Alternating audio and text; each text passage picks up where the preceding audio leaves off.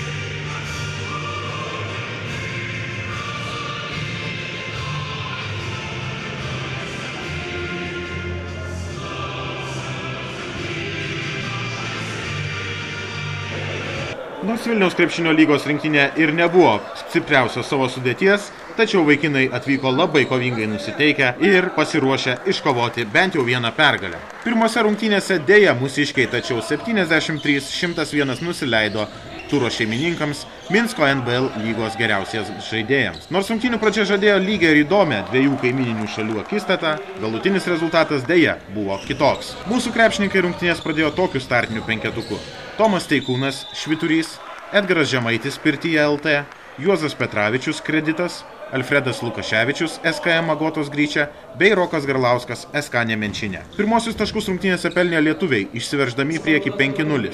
Čia pasižymėjo Edgaras Žemaitis, o po jo savo taškų sąskaitą baudos metimo atidarė ir Rokas Garlauskas. Tai dar 2 taškų skirtumą padidino Juozas Petravičius. Vis dėlto po lengvo nokdauno minskiečiai greitai atsigavo ir antroje pirmojo kėlinuko pusėje perėmė iniciatyvą, o ketvirtį pabaigė taiklus Vitalijaus Konoplickio tritaškis ir po jo baltarusai priekyje 16-13. Antrajame ketvirtyje lietuviai vis sunkiau renka taškus.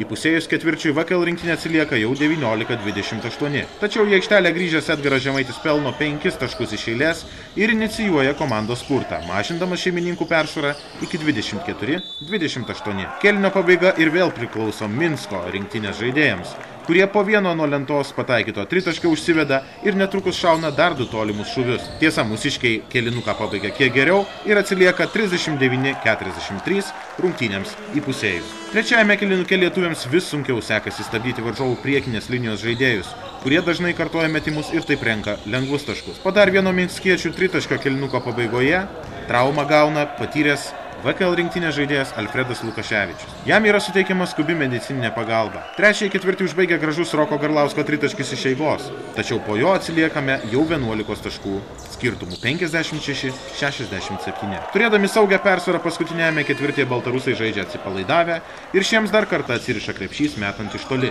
Tuo tarpu VKL komandos strategas Justinas Karosas į aikštelę meta paskutinius savo kozirius – Simą Aleksandravičių, Liną Laukį bei Joną Staniulį.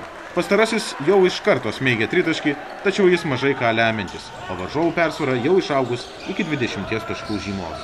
Po kiekvieno taiklaus minskiečių metimo jų sirgaliai, matydami triuškinamus lietuvius, vis labiau įsisiautėja. Taip palaikomi, jie sužaidžia rezultatyviausią savo kėlinuką, per kurį pelno net 37 taškus, o turnyrą pradeda nesunkia pergalė prieš VKL rinktinę 101-73. Rezultatyviausiai Vilniaus krepšinio lygos rinktinės gretose žaidė Rokas Garlauskas, pelnęs 23 taškus bei surinkęs 16 naudingumo balų. Po 15 pridėjo Edgaras Žemaitis bei Juozas Petravičius. Beje, Juozo naudingumo koeficientas buvo pats geriausias, plus 23. Kiti krepšininkai dėja, tačiau dviženklio taškų skaičiaus nepelnė. Galutinis rungtynių rezultatas nors ir neatspindi rungtynių eigos, tačiau yra logiškas. Lietuviai rungtynių pabaigoje jau tik tai taupė jėgas antrajai savo dvikovai, kurioje žūtbūt reikėjo nugalėti kaimynus latvius, kad namo negrįžti tuščiomis. Kaip žinome vėliau, tai puikiai pasisekė. Na, o dabar pažiūrėkime, ką po rungtynių kalbėjo mūsų rinktinės nariai ir krepšininkai.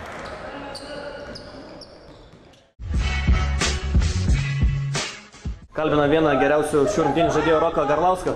Rokai, kodėl nenusisekė varžybos, kaip manai? Paprasčiausiai vienu žingsniu buvome lėtesni už juos. Jie pataikė daug iš tikrųjų tritaškių labai, keli ten buvo ir kokie 4-5 nuo lentos. Šiaip tai sakau, neapsigynėme 2 prieš 2. Ir tiek, jie pataikė, mes ne. To ir pasiekoje ir pralaimėjome. Ar buvo sunku rungtyniauti svečių arenoje, palaikant jų vietos sirgalius? Iš tikrųjų nebuvo sunku, nes mus palaikė kauniečiai.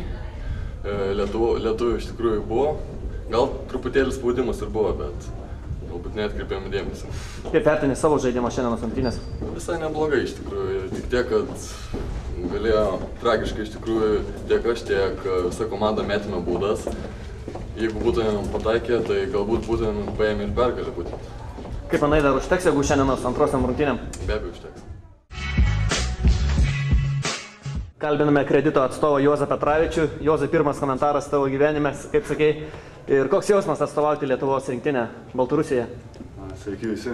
Geras jausmas, iš tikrųjų. Smagus renginys, viskas atrodo vyksta puikiai. Minskas puikus, tik tai gaila, nepavyko laimėti pirmų varžybų. Kaip manai, buvo šansų šiandien įveikti Baltarusius? Nu, aš manau, jie nėra tikrai visą galvą stipresni už mus, tiesiog reikiamų momentų jie pataikė, jie atsikovo kamuolį. Truputėlį pritrūko. Skirtumas didelis, galia tik. Aukšto ūgių indėlio labai pritrūko? Iš tikrųjų, jo, būtų gerai, jei būtume turėję kažkokį dominuojantį aukštą žaidėją. Būtų lengviau prieš tą zoną užpulti, kur visą antrą pusę jie gynėsi. Kaip ruošitės dabar antrosiam rungtynėm? Žinau, eisim pasivaikščiosim po miestą truputėlį, stengsimės pamiršti pralaimėjimą, susikaupsim ir bandysim paimti latus. Gali prižadėti, kad laimėsim? Galiu prižadėti, kad kovosim iki pat paskutinės minutės. Be abejo, linkėjimai mamai, broliui, sakykite. Rinktinės trenerį Justiną Karosą. Justinai, kodėl nenusisekė varžybos? Manau, kad neturėjom 5 numerio. Normalaus, mes žaidėm 2-4. Nes juos didelių žmonių buvom, negalėjom kamuolių atsikovoti. Šiaip tokias mums nelabai kokias varžybas, mes pataikymus visko. Reikėjo bent kokios vienos treniruotės tokiam prieš tokias varžybas. Tai man buvo biškai kitaip. Jautėsi gal koks jaudulys prieš rungtynes ar nelabai? Man pačiam asmeniškai kažkaip jautėsi. Pirmą kartą tokiam renginį dalyvauju, kai ir žmonių aplink daug nepažįstam, tai šiaip labai smagu.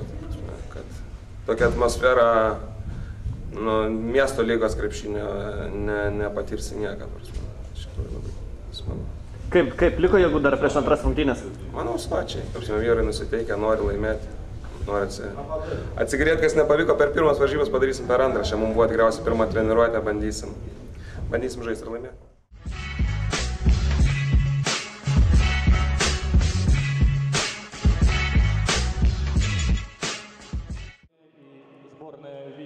Po skaudaus antausio nuo šeimininkų belarusų, Vilniaus krepšinio lygos rinktinė puikiai reabilitavosi antrojoje dvikovoje, kovojant prieš LBAL Rygos krepšininkus ir iškovojo istorinę pergalę čempionate 77-68. Ir šias rungtynės Vilniaus krepšinio lygos rinktinė pradėjo identiškų startinių penketukų pirmosioms. O aikštelėje pasirodė Tomas Teikūnas, Švyturys Edgaras Žemaitis Pirty LT, Alfredas Lukaševičius SKM Aglotos Gryčia, Rokas Garlauskas SK Nemenčinė bei Juozas Petravičius kreditas. Pralaimėję atidarymo rungtynės baltarusiams, antrosiose lietuvaičiai atrodė daug šviežesni, todėl nieko keisto, kad kibiai gindamiesi mūsų krepšininkai spurtavo net 10-2, tai priversdami svečius prašyti minutinės pertraukėlės. Prie tokio spurto bene labiausiai prisidėjo patyręs Švyturio ekipos generolas Tomas Teikūnas, vien per šią atkarpą pelnęs net 8 taškus.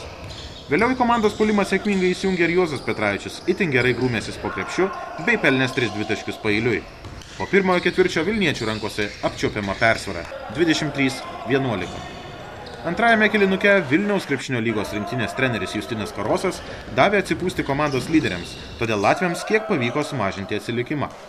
Praliukus į priekį nenuilstamai tempė vikrusis gynėjas Rubenis Kasparas. Antrajame ketvirtyje įmetęs 15 taškų. Ne ką prastesnis Roko Garlausko žaidimas. Per kėlinuką pelnyti net 9, neleido varžovams priartėti. Aidint antrojo kėlinuko sirenai dvitaškį pataiko Merkurijaus krašto puolėjas Laurynas Kapas ir VKL rinktinė priekyje 39-31. Trečiojo ketvirčio metu vilniečiams pavyko atstatyti dviženklį pranašumą. Vis dėlto kėlinuko pabaigoje vieno iš komandos lyderių Juozo Petravičiaus trauma privertė sunerimti komandos draugus ir trenerį, nes prieš akis laukia lemiama atkarpa ir kova dėl pirmosios pergalės Europos mėgėjų krepšinio lygoje. Į paskutinį mūšį ketvirtajame kėlinyje VKL atstovai išeina susikaupę. Už aikštės ribų rinktiniai patikimai vadovauja treneris Justinas Karosas, o aikštelėje kapitonas Alfredas Lukaševičius. Po ilgosios pertraukos, kai to labiausiai reikia, žaidėjas pelno sunkius taškus.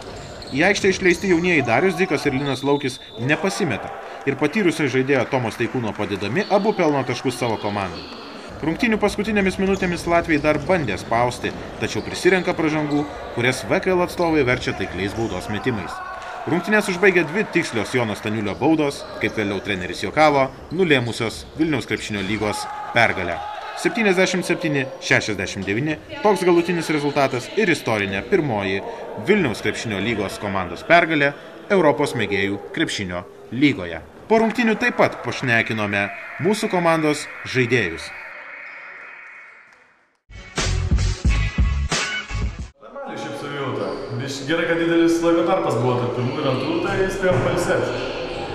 Ir koks jausmas po pirmų rungtynių nebai nusivylęs ir radai jėgų išeiti antras rungtynės? Jo, žiauriai nuvylė, iš tiesų. Galėjom laimėti, dar kai pabaigą paleidom išvis blogai pasijautėm atmosferą pati komandai. Bet po to atsigavom, išėjom, sužaidėm ir gerai. Laimėjom, svarbiausia, nors vienas iš 2. Kaip norėtum atšvęsti pergalę šiandien? Su gera vakaronė. Bus vakaronė, pašvęsim, pasišoksim, pažiūrėsim. Žiūrėsim, aišku. Apie Mikroną, ką nors. Ruošies dabar grįžti į komandą ir toliau jai padėti švęsti pergalės, jo? Jo, būtinai. Dar kaip tik kitą savaitę laukiam treniruočių. Bus varžybos atkaklios, jau antras ratas dar prasidės. Gerai, kad traumų nebuvo jokių ir tikrai pasijungsim, nenusilėsim kasdienybę. Ir kaip manai, kaip žaidėjai, tau kas suteikia šios rungtynės ir šis turnyras? Oi, daug patirties, kitos tautos, tarkim, negirdi, kokius derinimus darys kažkas tokio, keičiamės, dar kažką tokio. Iš tiesų jo, patirtis tokia, nežinau, kaip čia pasakyti, kiekvienam reikia atsikasti tokio dalyko. Komandos draugus, ką galėtum pasakyti apie jos? Faina kompanija, viskas ok, norėčiau, aišku, daugiau tokių turnyrų nuvažiuoti su jais, nes dabar būsim susižaidę. Faini bičiai. Treniruosies ir ruošias antram turnyrui tikriausiai? Jo, būtinai. Tikėkimės, ten papulsi. Ačiū tau. Sveikiname nugalėtojų trenerį Justiną Karosą.